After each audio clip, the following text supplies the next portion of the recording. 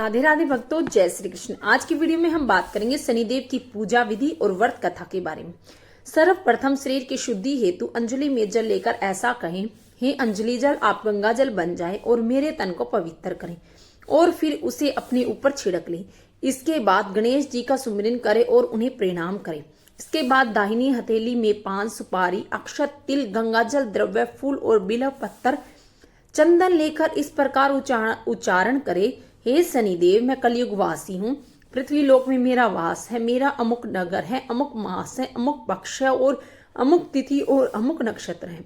आप मेरे समस्त कष्टों को नष्ट करें, मैं आपका संकल्प करता हूँ। इसके पश्चात हथेली की वस्तु शनिदेव के सिंहासन पर समर्पित कर दे। इसके बाद गंगा जल और साधारण जल से शनिदेव की मूर्ति को स्नान करावे। इसके पश्चात अक्षत, तिल, बिल्व पत्थर, पुष्प, चंदन और पुष्पांजलि श्रद्धा पूर्वक समर्पित करें। ऐसा कहकर हाथ जोड़कर क्षमा प्रार्थना करें, हे शनि आप सूर्य के पुत्र हैं और यमराज के भाई, आज आप ही मेरा आधार है। मैं कर्महीन हूँ, क्रियाहीन हूँ, आप मेरी भक्ति को स्वीकार करें तथा मेरी भूल को क्षमा करें। आपको बारंबार नमस्कार है। शनिदेव व्रत कथा प्रारंभ। दोहा। आज्ञा दी गुरुदेव ने, दीना शीस झुकाए, कथा कहूँ शनिदेव की भाषा सरल बनाए। सर्वप्रथम श्री सरस्वती जी को सुमरन करके, गणपति जी को नमस्कार करके तथा अपने गुरुदेव के चरणों में माथा नवाकर मैं श्री शनिदेव जी की कथा प्रारंभ करता हूँ। यह शनिदेव जो मनोवांछित कार्यों को सफल बनाने वाले हैं तथा जिन्हें सकल नर नारी और 33 कोटि देवता योगेश्वर मुनीश्वर ध्याते हैं, वही देव मेरी त्रुटि को क्षमा करे और मुझे अपनी शरण में ले। मेरे मन में आपके प्रति अगाध प्रेम है। यह बात सर्वविदित है कि जो लोग शनिदेव को ध्याते हैं उसके सकल मनोरथ सफल होते हैं, तथा जो देव ऐसे देव को भूल जाते हैं वे इस संसार में महान दुख पाता हुआ नरकगामी होता है और अगले जन्म में पशु की योनि में जाता है। जो कथा मैं तन मन धन से कहने जा रहा हूँ उसे अब भी सच्चे मन से ग्रहण करें। एक बार संसार में चारों ओर पूजे जाने वाले नवग्रह एक स्थान पर एकत्रित हुए, परस्पर विविध प्रकार से वार्तालाप करने लगे। जब बात घूमती हुई इस स्थान पर आ पहुंची कि हम 9 ग्रहों में सबसे बड़ा और सर्वाधिक पूजनीय कौन देवता है, तो प्रत्येक ग्रह देवता स्वयं को बड़ा कहने लगा। इस बात पर जब बहुत देर तक वाद विवाद होता रहा और कोई निर्णय नहीं हो सका, तो यह तय हुआ कि चलकर इंद्र से इसका निर्णय कराना चाहिए। अतः वह 9 के 9 ग्रह इंद्रदेव के समक्ष उपस्थित हुए। उन सबकी बातें सुनकर इंद्रदेव भी सोच में पड़ गए, किसे छोटा कहूं और किसे बड़ा, किसकी श्रद्धा का पात्र बने और किसके कोप का भाजन। अंत में सोच समझकर निर्णय न करते हुए वह बोले, मैं अल्प बुद्धि, इस बात का निर्णय करने में असमर्थ हूँ। मुझे तो आप सभी बड़े नजर आते हैं और मैं सभी का आदर सम्मान असंभाव से करता हूँ। इस पर नवग्रह संतुष्ट नहीं हुए और हट करने लगे। इसका निर्णय आपको अवश्य करना चाहिए। तब देवराज बोले कि आप लोग मृत्यु लोक में जाइए। वहां एक अत्यंत न्यायप्रिय राजा विक्रमादित्य राज्य करता है। आप उसके पास जाइए, वह अवश्य ही आपका कोई न कोई उचित निर्णय कर देगा। इंद्र से निराश होकर नवग्रह मृत्यु लोक में जाने को तत्पर हो गए। देवराज इंद्र ने जब उन्हें वहां जाते देखा तो प्रसन्न होकर चैन की सांस ली। इस धर्म संकट से निकलना उनके लिए सचमुच ही कितना दुष्कर था, पर अपनी चतुराई से अपने ऊपर आए संकट को राजा विक्रमादित्य पर टाल दिया। उज्जैन नगरी की उन दिनों सारे भारत में धाक थी। एक तो राजा विक्रमादित्य के दरबार में बड़े बड़े ज्ञानवान लोगों का सम्मेलन होता रहता, दूसरा उस न्यायप्रिय राजा के न्याय से उज्जैन नगरी का सारे भारत में डंका बजता था। स्वर्ग में जब नवग्रहों का निर्णय न हो पाया तो वह अपने अपने विमानों पर आरूढ़ हो मृत्यु लोक में आ पहुंची। ठीक उस समय जब राजा विक्रमादित्य का दरबार ठसाठस भरा हुआ था। नवग्रह को इकट्ठे देखकर विक्रमादित्य अपने सिंहासन से उठ खड़े हुए और सभी देवों को सम्मान पूर्वक आसन ग्रहण करने को कहा, किंतु राजा के इस सम्मान को किसी भी ग्रह देवता ने स्वीकार नहीं किया। तब विक्रमादित्य ने प्रश्नवाचक दृष्टि से उनकी ओर देखा तो विक्रमादित्य ने आगे बढ़कर दृढ़ स्वर में कहा, बृहस्पति जी ने आगे बढ़कर दृढ़ स्वर में कहा, हे राजन, हम यहाँ पर तब तक आसन ग्रहण नहीं करेंगे जब तक कि आप हमारा यह निर्णय नहीं करेंगे कि हम लोगों में सबसे बड़ा कौन है। राजा अपने ऊपर आए इस धर्म संकट को पल भर में देखकर तो घबरा गया, परंतु शीघ्र ही उसने स्वयं को संभाल लिया। उसने अपने मन में एक युक्ति बना ली। दरबार में छोटे छोटे आसनों की एक पंक्ति प्रवेश द्वार तक चली गई। राजा ने उन लोगों से कहा कि आप यहाँ पर आसन ग्रहण कीजिए, मैं सोच समझकर अपना निर्णय करता हूँ। यह कहकर राजा अपने सिंहासन पर बैठ गया। सिंहासन के निकट जो आसन पड़ा था उस पर भाग कर बृहस्पति जी जा बैठे। उसके अगले आसन पर सूर्यदेव जा बैठे। सूर्य के निकट ही चंद्रमा और फिर इसी क्रम में बुध, मंगल, राहु, केतु इत्यादि ने भी अपना अपना आसन ग्रहण कर लिया। पंक्ति में 8वें थे भार्गव, किंतु उन्हें भी संतोष था कि उसके बाद शनिश्चर बैठेंगे। किंतु आसन प्रवेश द्वार के समीप होने के कारण और सबसे अंत में होने के कारण शनिदेव उस पर नहीं बैठे। राजा विक्रमादित्य ने सोचा था कि जो ग्रह उस अंतिम आसन पर बैठेगा वह उसी को विनय और दयाशील के आधार पर बड़ा कह देगा, पर वहां तो बात ही दूसरी हो गई। शनिदेव अति क्रोधी और विकट स्वभाव के देवता हैं। जब वह नहीं बैठे तो 8 ग्रह खिलखिलाकर हंस पड़े। अपना इस प्रकार से अपमान होते देखकर शनिदेव की आंखें क्रोध से लाल हो गई और भ्रिकुटी तन गई।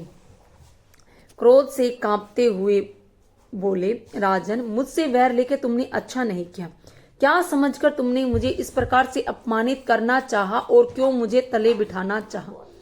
चांद ग्रह का प्रभाव 2.25 दिन रहता है और सूर्य, शुक्र और बुध का प्रभाव केवल आधा मास। सोम और मंगल 2 मास, गुरु 13 मास, राहु और केतु 18 मास रहते हैं, जबकि मैं 7.5 वर्ष तक रहता हूँ। इसलिए हे राजन, अब तू सावधान हो जा। तूने मेरा जो अपमान किया है इसका दंड तुम्हें अवश्य मिलेगा। राजा के कुछ दिन तो आराम से बीते, लेकिन शीघ्र ही शनिदेव की कोप दृष्टि फिरी और राजा पर 7.5 आ गई। उन्हीं दिनों एक व्यापारी कुछ घोड़े बेचने के लिए उज्जैन नगरी में गया। सुंदर सुंदर घोड़े देखकर राजा का जी ललचा गया। राजा ने उन्हें खरीदने का आदेश दिया। घोड़ों में एक घोड़ा भंवर नाम का था। राजा उस पर चढ़कर देखने लगे। कुछ देर तक तो घोड़ा राजा के लिए वहीं घूमता रहा, लेकिन फिर सहसा भाग खड़ा हुआ। राजा को बड़ा अचंभा हुआ। घोड़ा एक भयानक जंगल में राजा को पटक कर अंतर्धन हो गया। राजा अकेले उस वीरान जंगल में भटकने लगा। साय के समय जब उसे प्यास सताने लगी और वह जोर जोर से चीखने लगा। उधर एक पगडंडी से एक ग्वाला अपने गांव को जा रहा था। वह राजा की आवाज सुनकर रुक गया। राजा उसके पास गया। ग्वाले ने उसकी व्यथा जानकर उसे निकट की नदी में पर ले जाकर पानी पिलाया। पानी पीने के बाद वह स्वस्थ हो गया और प्रसन्न होकर उसने ग्वाले को अपने हाथ की एक अंगूठी उतार कर दी। उसने कहा कि मैं उज्जैन नगरी का रहने वाला हूँ, यहाँ रास्ता भटक गया हूँ, तुम मुझे रास्ता दिखाओ। तब ग्वाला उसे अपने साथ गांव ले गया। वहां एक मिष्ठान की दुकान पर राजा ने मिठाई खा पीकर भूख मिटाई और दुकानदार को भी एक अंगूठी उतार कर दी। दुकानदार के पूछने पर उसने उससे भी यही कहा कि वह उज्जैन नगरी का रहने वाला है और उसका नाम विक्रमादित्य है। फिर वह दुकान के बंद होने तक वहीं बैठा दुकानदार से बातें करता रहा। उस दिन दुकानदार की बिक्री बहुत हो गई।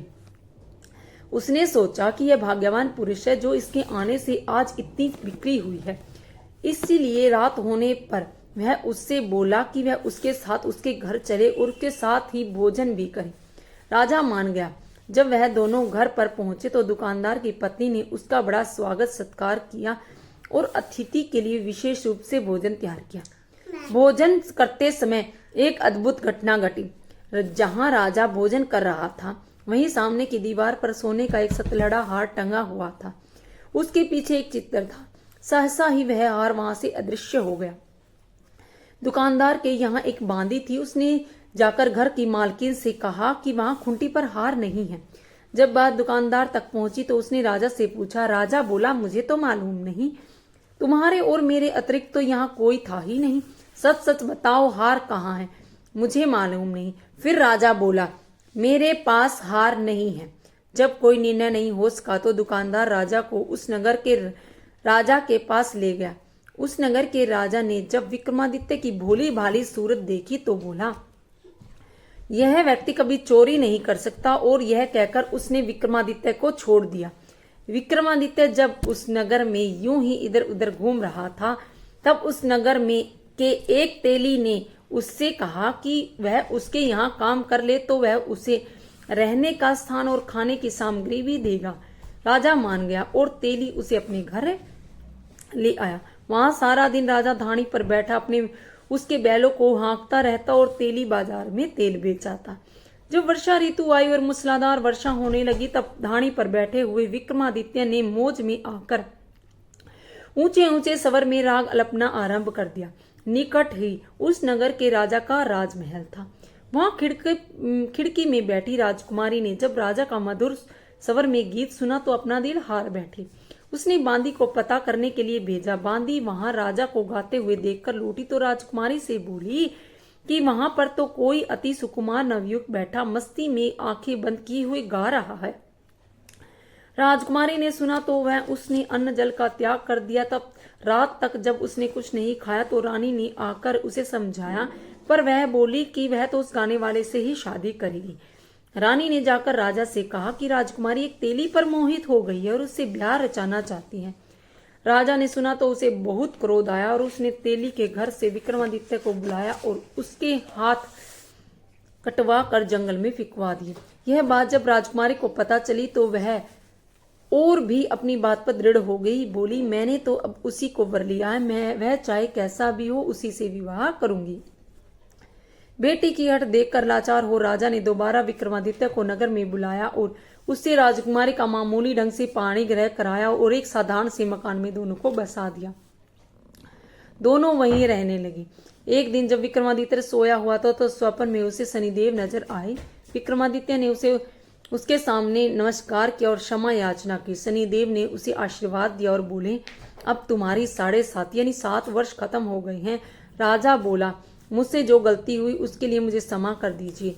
शनिदेव ने मुस्कुराकर उसे आशीर्वाद दिया और राजा के दोनों बाजू दोबारा निकल आए। राजा ने उसे अपनी पत्नी राजकुमारी को रात में जगाया नहीं। वह रात में उसके गले में अपनी बाहें डालकर सो गया। सुबह राजकुमारी की आंखें खुली तो उसने अपनी गर्दन में बाहें पड़ी देखी तो वह चौंक कर उठ बैठी। लेकिन शीघ्र ही विक्रमादित्य ने जगाकर उसको सब बातों से अवगत कराया। जब वहां के राजा को यह बात मालूम हुई तो वह भागा भागा आया और अपंग को फिर से स्वस्थ देखकर चकित रह गया। उसने भी विक्रमादित्य से यही कहा कि यह सब शनिदेव की कृपा का फल है और विक्रमादित्य ने अपना वास्तविक परिचय भी उस राजा को दिया और सारा किस्सा विस्तार से सुनाया। सुनते ही राजा विक्रमादित्य के चरणों में गिर गया और क्षमा याचना करने लगा। बस यह खबर शीघ्र ही सारे नगर में फैल गई। दुकानदार को जब यह खबर मिली तो वह भागा भागा आया और विक्रमादित्य के पांव में लौटने लगा। विक्रमादित्य ने उसे उठाकर आसन पर बिठाया और कहा, तुम घर जाकर उसी खुंटी पर देखो, हार टंगा होगा। और सच ही दुकानदार ने देखा तो हार टंगा पाया। नौकरानियों के साथ लश्कर समेत विक्रमादित्य को विदा किया। राजा विक्रमादित्य जब राजकुमारी को लेकर अपनी नगरी उज्जैन में लश्कर समेत पहुंचा तो सारी नगरी में उत्साह छा गया। अपने राजमहल में प्रवेश करने से पूर्व विक्रमादित्य ने नवग्रहों की पूजा की और शनिदेव को सर्वोच्च स्थान दिया। साथ ही उसने नगर भर में ढिंढोरा पिटवा दिया कि शनिदेव मनोवांछित फल देने वाले हैं और नवग्रहों में सर्वोच्च स्थान रखते हैं। इस प्रकार शनिदेव को मनाकर विक्रमादित्य ने अपने राज्य, यश और कीर्ति को प्राप्त कर लिया। बोलो श्री शनिदेव की जय, बोलो नवग्रह की जय। दोहा, जैसी सुनी तैसी कही, इसमें झूठ न साच। विक्रम भूप इतिहास को सजनों देखो बाँच।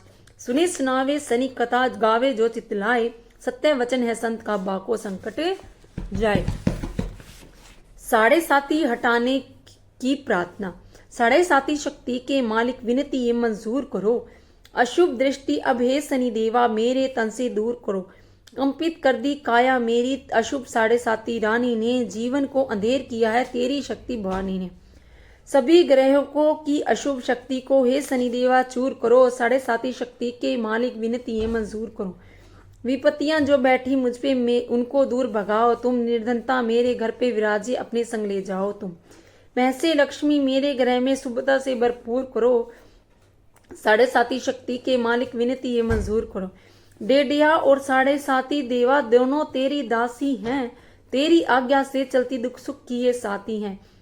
दिला दो इनसे दया की दृष्टि, धन और वृष्टि जरूर करो, 7.5 शक्ति के मालिक विनती ये मंजूर करो। अशुभ ग्रहों को हे शनिदेवा मेरा मित्र बना दो तुम, रत्नों से भरा मेरा खजाना, सोने छत्र चढ़ा दो तुम। चरणों में है मेरा मस्तक, दुखिया पे दया हजूर करो, 7.5 शक्ति के मालिक विनती है मंजूर करो। आरती श्री शनिदेव जी की। जय जय जय शनिदेवा भक्तन हितकारी, सूर्य के पुत्र प्रभु छाया में तारी।